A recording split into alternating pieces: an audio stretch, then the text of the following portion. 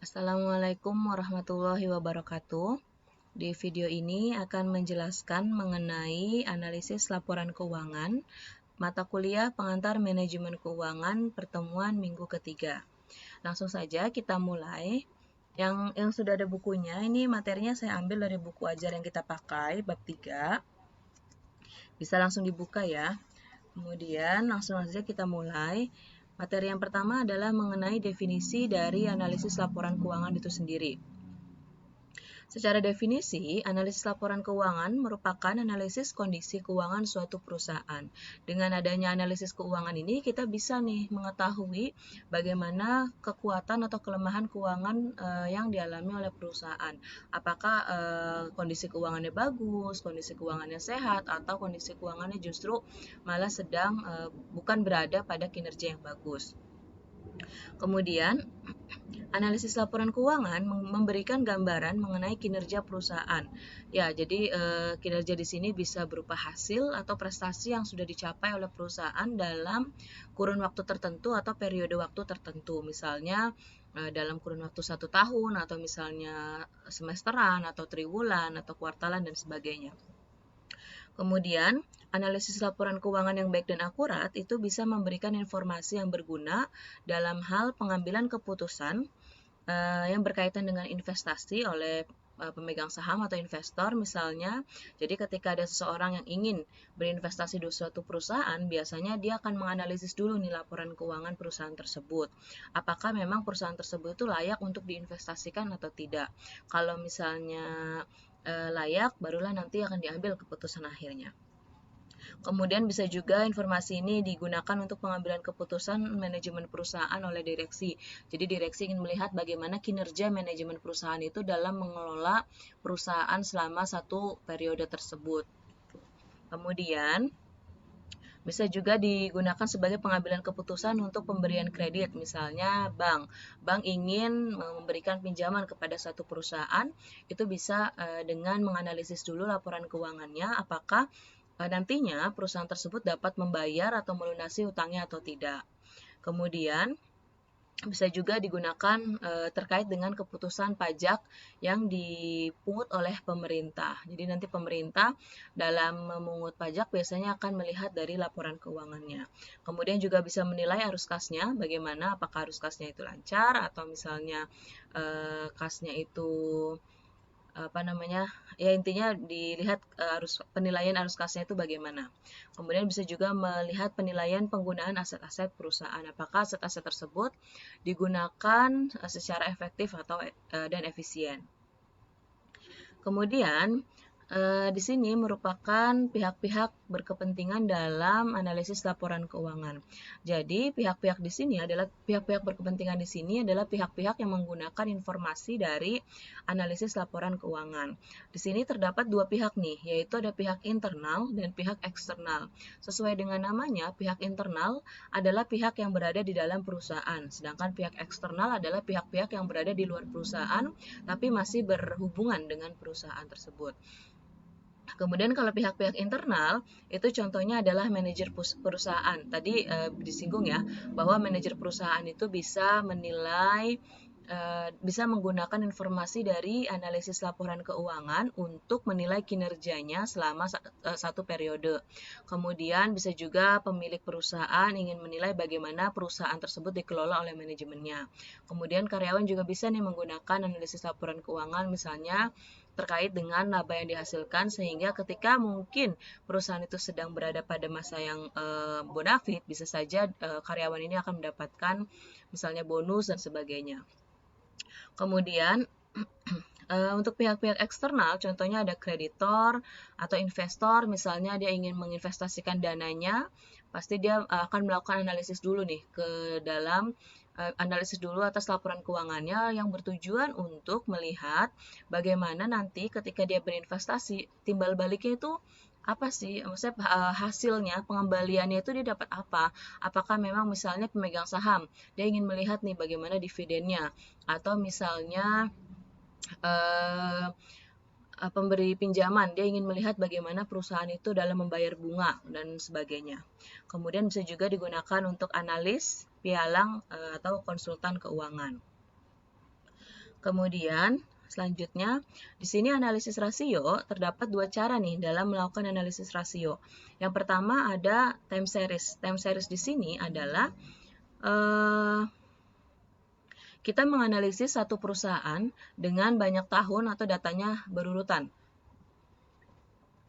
Jadi hanya satu perusahaan yang dianalisis rasionya, tapi dengan beberapa tahun. Jadi kita membandingkan dari tahun ke tahun. Misalnya dicontohkan laporan keuangan, rasio laporan keuangan PT Kimia Farma tahun 2020 yang kita akan bandingkan dengan rasio keuangan sama-sama PT Kimia Farma tapi tahun 2019. Jadi dia satu perusahaan yang sama cuma tahunnya yang berbeda. Makanya dikatakan dengan time series. Artinya kita membandingkan dari waktu ke waktu gitu. Sedangkan kalau yang kedua adalah membandingkan rasio keuangan satu perusahaan dengan rasio keuangan industri. Jadi ada nih di setiap industri perusahaan itu ada rasio gabungannya gitu. Kita contohkan misalnya ada rasio keuangan PT Gudang Garam tahun 2020 yang akan kita bandingkan dengan rasio keuangan industri perusahaan rokok. Jadi industri rokok itu rasio keuangannya seperti apa, kemudian satu perusahaan itu si PT Gudang Garam misalnya kita bandingkan nih. Ternyata rasio PT Gudang Garam itu dia lebih baik dibandingkan rasio-rasio di industri yang sama, yang sejenis gitu ya. Misalnya Gudang Garam tuh misalnya dengan perusahaan rokok lainnya gitu. Atau misalnya gampangnya misalnya kita ingin membandingkan rasio keuangan misalnya PT XL Axiata gitu dengan kita bandingkan dengan rasio gabungan dari perusahaan telekomunikasi di Indonesia. Jadi kita bisa bandingkan bagaimana sih rasio keuangannya XL dibandingkan dengan rasio-rasio perusahaan telekomunikasi lainnya yang gabungan yang ada di Indonesia. Oke. Selanjutnya adalah kelompok rasio keuangan. Di sini kelompok rasio keuangan terdiri bisa dikelompokkan menjadi dua. Yang pertama berdasarkan sumbernya, yang kedua adalah berdasarkan penggunaannya. Kalau berdasarkan sumbernya, ini kita terdiri dari 3 rasio, yaitu ada rasio neraca, yang kedua rasio laporan laba rugi, dan yang terakhir adalah rasio campuran atau rasio antar laporan. Nah, sesuai dengan namanya, rasio neraca berarti kita menghitung rasio dengan cara membandingkan unsur-unsur yang ada di neraca. Jadi angka-angka yang kita gunakan itu hanya dari angka-angka yang berada di neraca perusahaan. Kemudian kalau rasio laporan laba rugi ini juga sesuai dengan namanya. Jadi kita menghitung rasio dengan cara membandingkan unsur-unsur laporan laba rugi dengan laporan laba rugi. Jadi angka-angka yang kita ambil hanya dari atau berasal dari laporan laba rugi saja. Kemudian untuk rasio yang ketiga adalah rasio campuran atau rasio antar laporan. Ini kita bisa menggunakan gabungan antara neraca dan laba rugi. Jadi bisa saja misalnya kita menggunakan unsur yang ada di aset dengan yang ada di bagian laporan laba rugi, misalnya penjualan atau lainnya. Oke. Kemudian ada rasio berdasarkan penggunaannya. Di sini ada 5 rasio yang berdasarkan penggunaannya itu. Yang pertama adalah rasio likuiditas, di mana rasio likuiditas ini merupakan rasio yang menunjukkan kemampuan perusahaan dalam membayar kewajiban atau utang-utang jangka pendeknya. Jadi kita pengen melihat nih bagaimana sih perusahaan dalam melunasi utang-utang jangka pendeknya tersebut gitu. Di mana rasio ini biasanya digunakan oleh kreditor jangka pendek atau pemberi utang jangka pendek untuk melihat apakah perusahaan itu mampu membayar utangnya atau tidak. Jadi kalau misalnya ada seseorang yang ingin memberikan pinjaman jangka pendek ya kepada satu perusahaan, itu bisa menggunakan rasio likuiditas ini untuk melihat apakah perusahaan tersebut itu mampu membayar utangnya atau tidak. Kemudian rasio yang kedua adalah rasio liabilitas atau leverage ratio. Di mana rasio ini merupakan rasio yang digunakan untuk mengukur berapa banyak perusahaan menggunakan dana yang berasal dari utang atau pinjaman. Seperti yang kita tahu bahwa dana perusahaan itu kan bisa berasal dari pinjaman ataupun modal sendiri ya.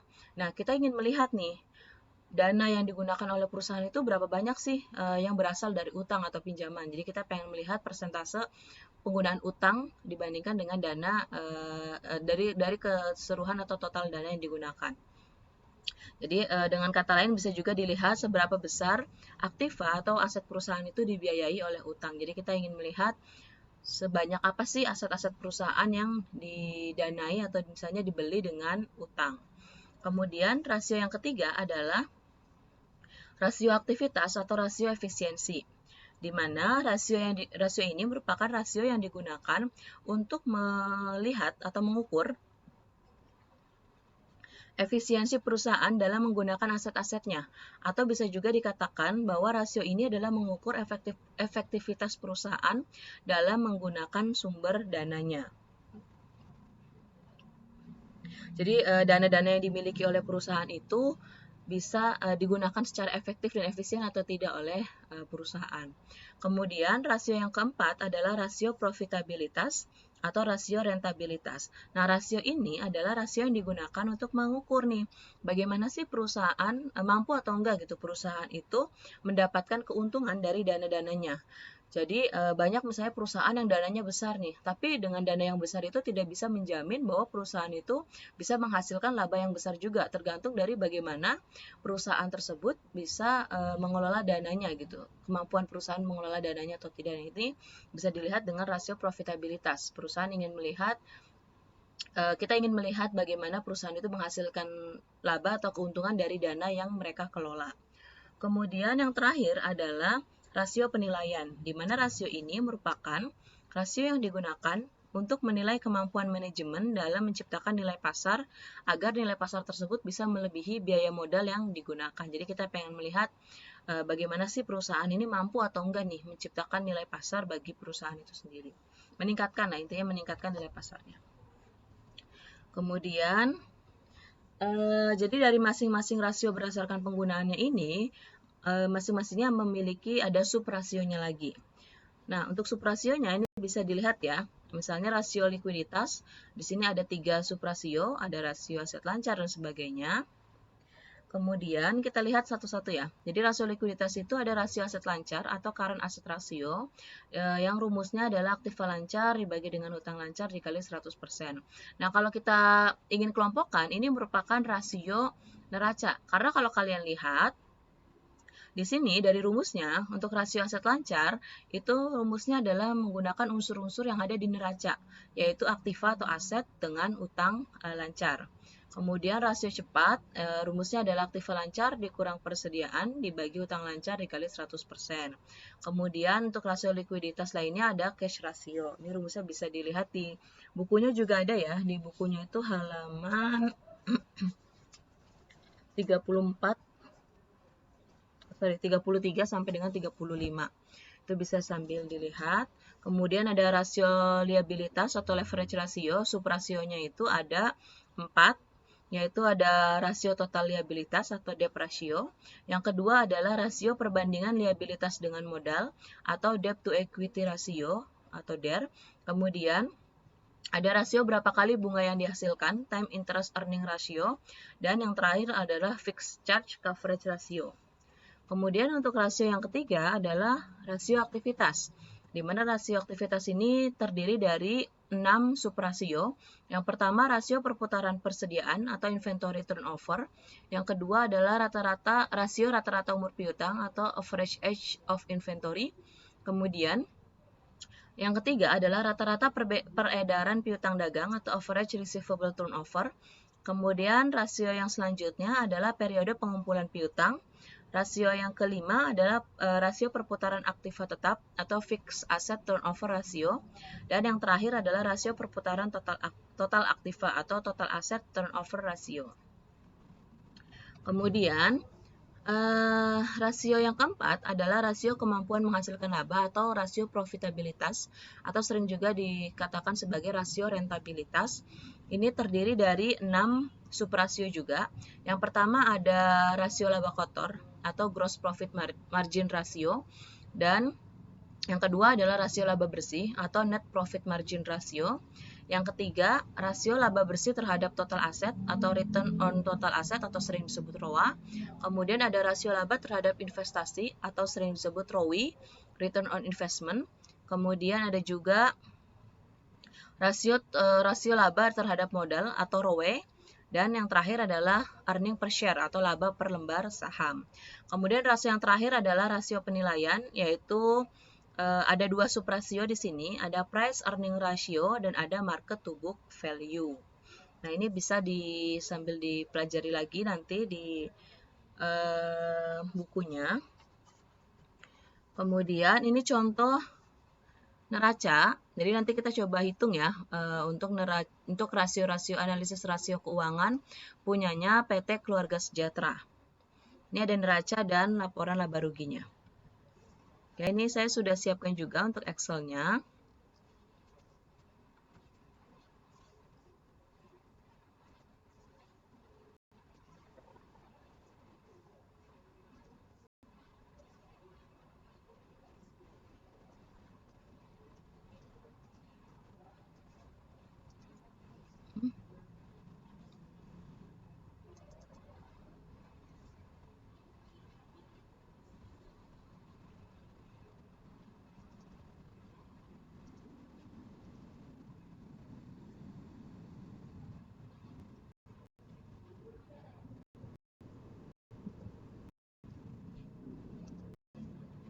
Oke.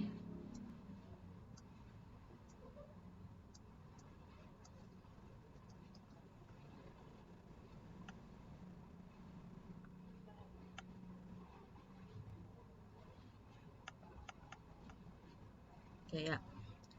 Yang pertama kita langsung hitung aja untuk rasio aset lancar atau current asset ratio. Itu kan tadi rumusnya adalah aktiva lancar dibagi dengan utang lancar ya, dikalikan dengan 100%. Ini kita langsung hitung aja. Sama dengan aktiva lancar, ini kita bisa lihat ya di sini ya.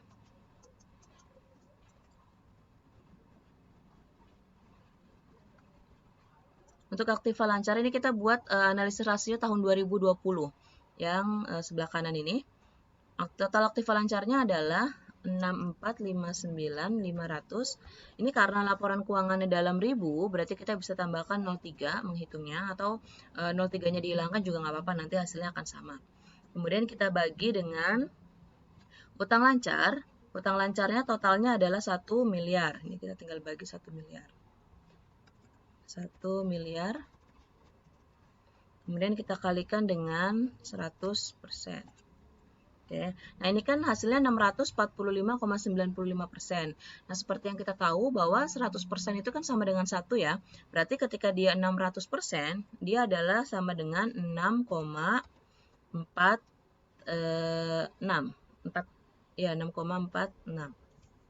Kita lihat dulu, samakan hasilnya dengan yang ada di buku. Atau 6,5, kalau di buku dibulatkan 6,5 nggak apa-apa. Kemudian kita lanjut untuk rasio cepat. Rasio cepat rumusnya adalah aktiva lancar dikurang persediaan dibagi utang lancar. Berarti ini aktiva lancar. Aktiva lancarnya kan 6459.500.000 dikurang dengan persediaan 1726. Ini ya, persediaan 1726. Oke, ini kita kurung. Kemudian kita bagi dengan, rumusnya adalah dibagi dengan utang lancar. Jadi utang lancarnya 1 miliar. Oke, dikali dengan 100. Hasilnya adalah 473,35%.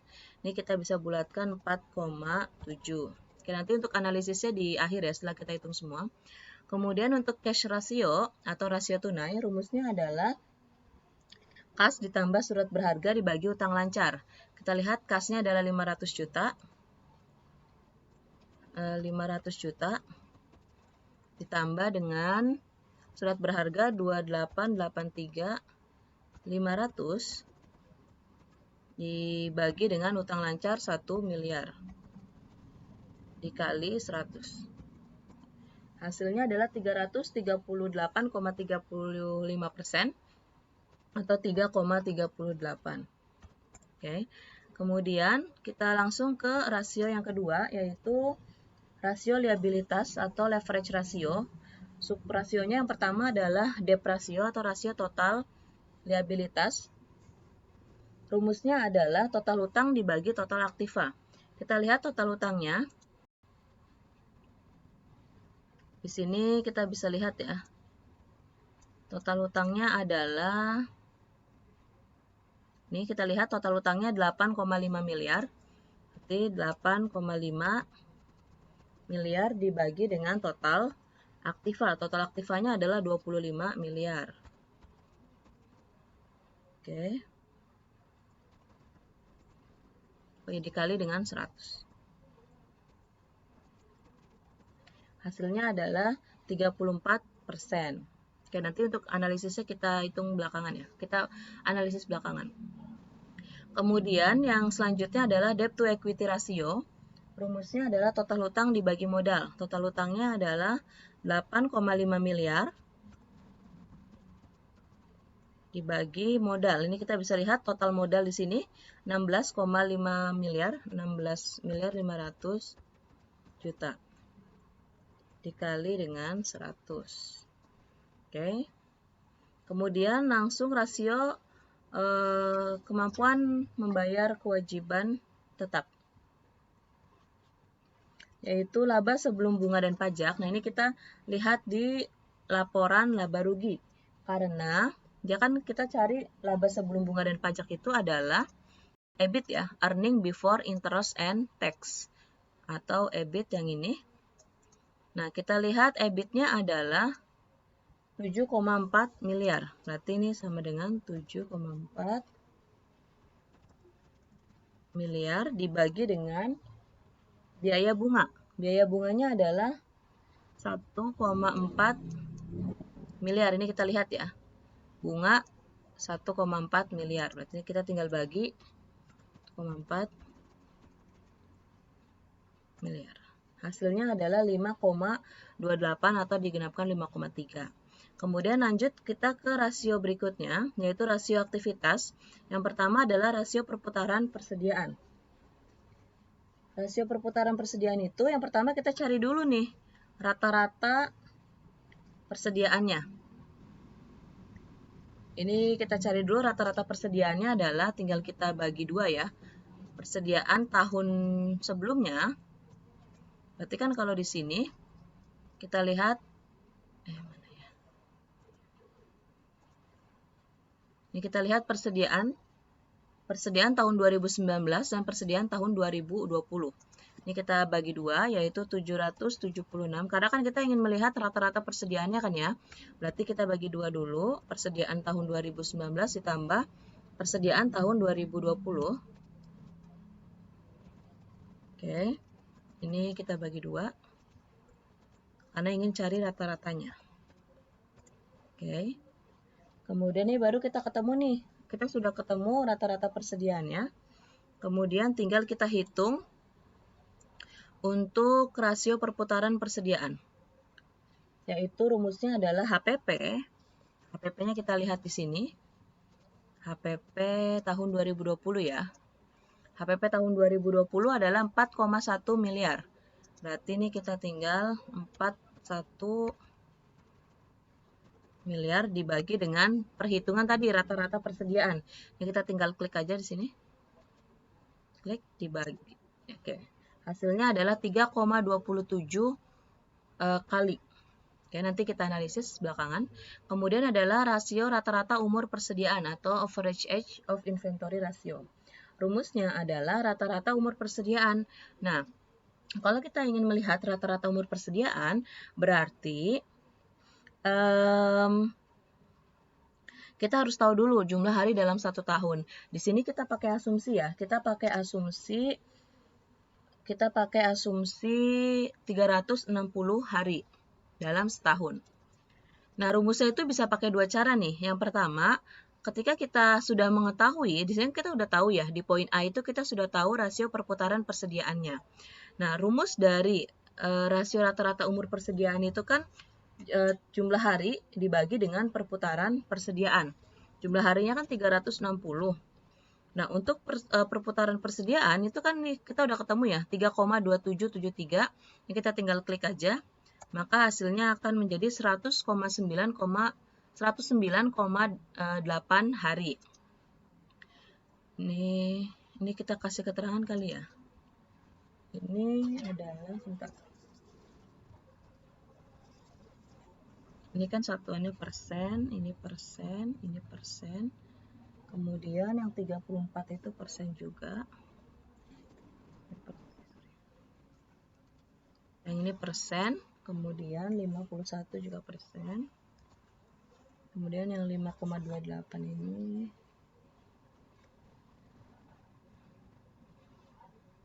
ini kali. Yang ini juga kali ya. Ini kali. Kemudian yang ini juga kali. Oh, sorry. Hari, ini satuannya hari. Oke. Kemudian ini cara kedua adalah kita bisa pakai rumus rata-rata persediaan. Oke, rumusnya itu kita pakai rata-rata persediaan itu kita sudah tahu ya, yaitu ini kan, rata-rata persediaan dikali 360. Salah ya, sebentar, jangan di sini. Ini kita pakai cara kedua yang di sebelahnya, yaitu rata-rata persediaan dikali 360 dibagi dengan HPP. HPP-nya adalah 4,1 miliar. 4,1 miliar. Oke, hasilnya akan sama, ini nolnya kelebihannya. Hasilnya akan sama, yaitu 109,8 hari. Kemudian lanjut ke subrasio yang selanjutnya atau yang ketiga adalah rata-rata peredaran piutang dagang atau average receivable turnover. Rumusnya adalah rata-rata piutang. Tadi kita sudah belum hitung ya. Berarti kita cari dulu rata-rata piutangnya. Di sini rata-rata piutangnya adalah, kita lihat, piutang dagang tahun 2019 yaitu 350 juta ditambah yang piutang dagang tahun 2020 1350. Oke. Kemudian ini kita bagi dua. Ini adalah rata-rata piutangnya. Kemudian selanjutnya kita tinggal hitung nih, masukkan rumusnya, yaitu penjualan. Rumus average receivable turnover ratio itu adalah penjualan. Ini penjualannya kita bisa lihat di sini. Penjualan tahun 2020 adalah 12,5 miliar.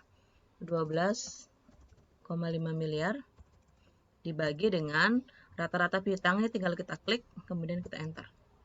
Hasilnya adalah 14,7 kali ya. Yang salah nggak ya? Ini kan dia 350 juta. Oke, ini 13, piutang dagangnya 1350 ya. 1350. Oke, benar. Hasilnya kan 800, ini kita kasih 850 juta. Kemudian piutangnya adalah 12. Nolnya berapa sih ini?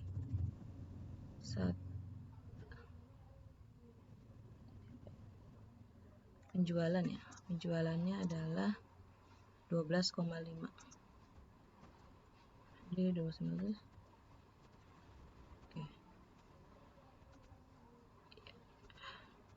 Ya, jadinya 14,7. Jadi tadi kebanyakan nolnya. Jadi hasilnya adalah 14,7 kali satuannya. Oke. Kemudian langsung kita selanjutnya adalah fixed asset turnover ratio. Rumusnya adalah mana ya?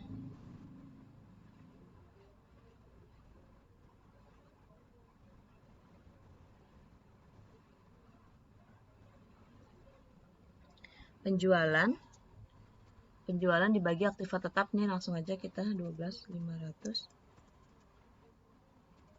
dibagi dengan aktiva tetap. Ini aktiva tetapnya kita bisa lihat di sini 25. Aktiva tetap adalah total aktiva tetap 18.540.500.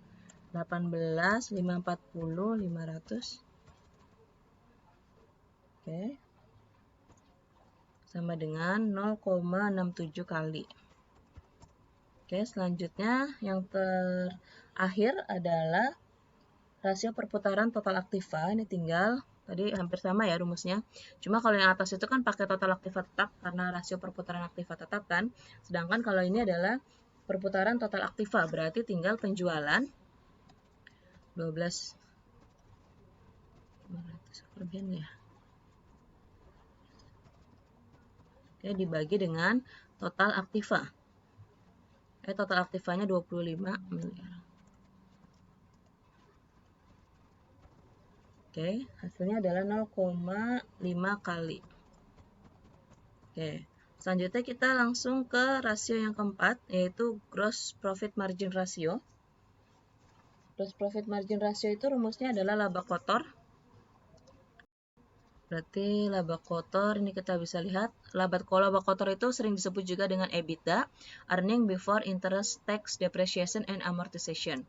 Jadi ini kita tinggal tuliskan 8,4 miliar dibagi dengan penjualan. Penjualannya adalah 500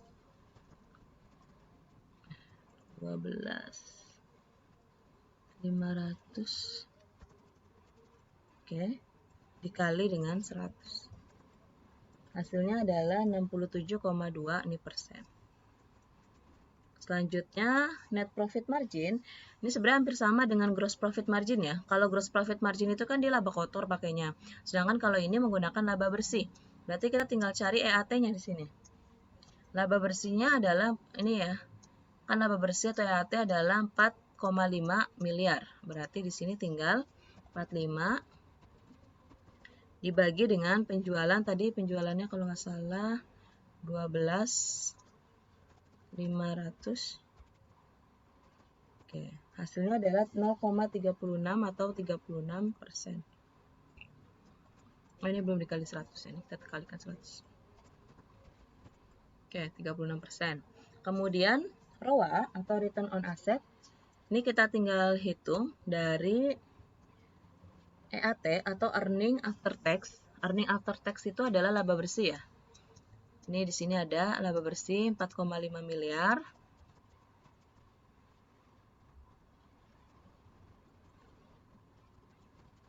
Dibagi dengan total aktiva. Total aktivanya adalah 25 miliar. 25 dikali 100 sama dengan 18%. Oke, kemudian ROI ini sama juga tadi EAT yaitu 4,5 miliar. 4,5 miliar dibagi dengan investasi. Di sini investasinya adalah kita asumsikan sama dengan total aktiva. Berarti kita tinggal ambil yang total aktivanya yaitu 25 miliar. Oke. Oh, ini kurang. Oke, hasilnya adalah 18% juga. Kemudian selanjutnya adalah ROE. Return on equity. Rumusnya adalah EAT tadi 4,5 dibagi dengan modal. Modalnya kita bisa lihat di sini. Modalnya adalah total modalnya 16,5 miliar. 16 dikali dengan 100. Hasilnya adalah 27,27%. Oke, selanjutnya adalah earning per share. Earning per share-nya adalah rumusnya EAT dibagi dengan jumlah lembar saham. EAT-nya tadi 4,5 miliar dibagi dengan jumlah lembar saham. Ini kalau kalian lihat di bagian neraca, yang bagian modal, ini ketahuan ya. Di bagian saham itu kan ada ya 1 juta lembar. Nah, ini berarti kita tinggal bagi 4,5 miliar dibagi dengan 1 juta. Hasilnya adalah 4.500 ini rupiah per lembar saham. Oke. Kemudian rasio yang terakhir adalah price earning ratio. Nah, di sini untuk PT Keluarga Sejahtera itu ada perumpamaan atau permisalan. Kalian bisa lihat di halaman 31 bahwa harga pasar saham PT Keluarga Sejahtera tahun 2020 adalah Rp20.000 per lembar saham. Berarti untuk menghitung rumus price earning ratio itu tadi harga per lembar sahamnya kan 20.000 ya diasumsikan. Oke, dibagi dengan earning per share atau lembar saham, laba per lembar saham yang dari rasio sebelumnya, yaitu 4.500, kita sama dengan hasilnya adalah 4,4 kali. Jadi tadi untuk yang price earning ratio itu kita harus tahu dulu nih, harga pasar saham perusahaan berapa, kemudian kita bagikan dengan rasio EPS atau earning per share ratio. Kemudian selanjutnya adalah yang terakhir, yaitu market to book value ratio. Yang pertama rumusnya adalah harga pasar saham dibagi nilai buku saham. Ini kita hitung ya, berarti sama dengan 20.000 kan harga pasar sahamnya dari informasi yang ada di halaman 31. 20.000 dibagi dengan, nah kita harus tahu dulu nih, berapa sih nilai buku sahamnya? Caranya adalah kita peroleh dari sini. Ini kan total sahamnya adalah 14.000 ya, 14 miliar. Dengan bentar. Kita cari dulu di sini nilai buku sahamnya ya. Ini nilai buku saham.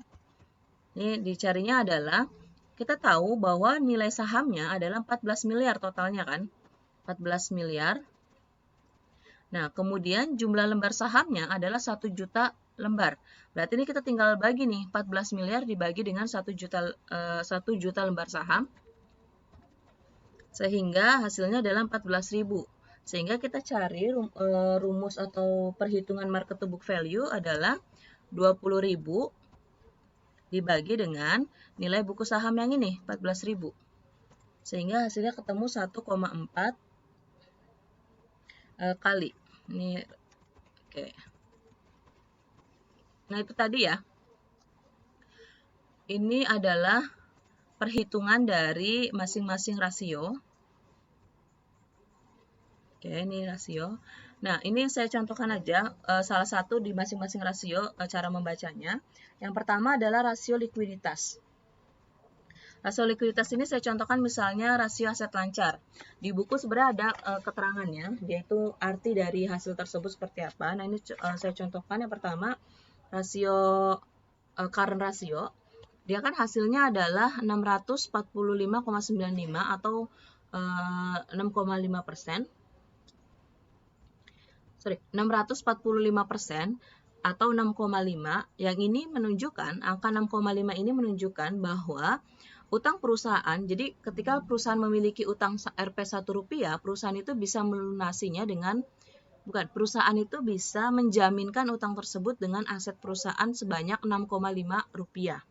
Jadi untuk satu utang lancar, untuk Rp1 utang lancar atau utang jangka pendek itu bisa dijaminkan dengan Rp6,5 aset lancarnya. Oke, itu arti dari rasio yang pertama. Kemudian rasio likuiditas. Ini saya contohkan misalnya yang debt ratio atau rasio total liabilitas. Ini hasilnya adalah 34%. Maksudnya adalah bahwa aset perusahaan sebanyak 34% itu dibeli atau didanai oleh utang. Jadi utang perusahaan itu bisa membeli aset perusahaan sebanyak 34%. Sisanya, kan kalau aset perusahaan itu kita anggap 100% ya. Berarti yang 34%-nya ini didanai oleh utang, sisanya sebanyak 66% itu didanai oleh modal sendiri gitu. Kemudian selanjutnya adalah rasio aktivitas. Rasio aktivitas ini misalnya saya contohkan yang rasio perputaran persediaan. Rasio perputaran persediaan adalah hasilnya adalah 3,27 atau 3,28 kali kalau dibulatkan. Hal ini berarti bahwa dalam 1 tahun persediaan barang itu berputar sebanyak 3,28 kali. Jadi persediaan yang ada di dalam perusahaan itu muternya dalam setahun adalah 3,28 kali. Kemudian untuk rasio profitabilitas, oke, saya contohkan misalnya gross profit margin. Ya. Jadi gross profit margin ini kan untuk PT Keluarga Sejahtera hasilnya adalah 67,2%. Nah, ini berarti bahwa perusahaan itu mampu meraih rasio laba kotor sebesar 67,2%. Artinya dari total penjualan itu 67 perusahaan itu bisa menghasilkan laba kotor sebesar 67,2%. Sedangkan untuk laba bersihnya dari total penjualan labanya itu hanya 36%, laba bersihnya hanya 36%, seperti itu. Nah, berarti kalau dari sini yang laba kotor dari 67% ini kan dia laba kotornya ya. Berarti sisanya sebanyak 32,8% merupakan beban atau HPP, harga pokok penjualan. Oke. Kemudian rasio yang terakhir adalah rasio penilaian. Ini saya contohkan yang price to earning ratio. Ini price to earning ratio hasilnya adalah 4,44 kali. Yang ini berarti bahwa harga saham perusahaan 4,4 kali itu lebih besar dari laba per lembar sahamnya. Jadi harga sahamnya itu 4,4 kali lebih besar dari price earning ratio. Dari sini. Oke. Nah, untuk materi hari ini sudah selesai. Jadi untuk kelanjutannya yang bab 3 nanti akan dibahas di materi minggu ke-4. Oke. Untuk materi hari ini saya cukupkan, kurang lebih mohon maaf. Wassalamualaikum warahmatullahi wabarakatuh.